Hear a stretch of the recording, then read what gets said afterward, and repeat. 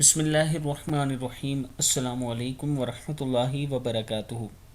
عابد راضی چینل کی طرف سے آج میں اللہ تعالیٰ کا ایک فرمان آپ دوستوں کو سناؤں گا کہ اللہ تعالیٰ قرآن مجید میں کن کے لیے فرماتے ہیں کہ آخرت کا گھر ان کے لیے بہتر ہے۔ قرآن پاک کی آیت ہے بسم اللہ الرحمن الرحیم وَمَا الْحَيَاةُ الدُّنْيَا إِلَّا لَعِبٌ وَلَهْوٌ وَلَلدَّارُ الْآخِرَةُ خَيْرٌ لِلَّذِينَ يَتَّقُونَ أَفَلَا تَعْقِلُونَ۔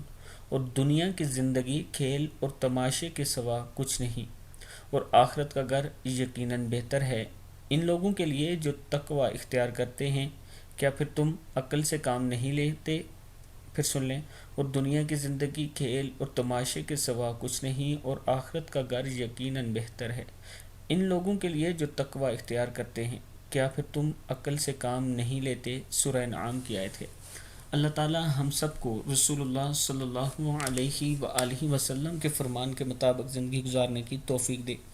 آپ دوستوں نے اس ویڈیو کو آگے ضرور شیئر کرنا ہے۔ السلام علیکم ورحمۃ اللہ وبرکاتہ۔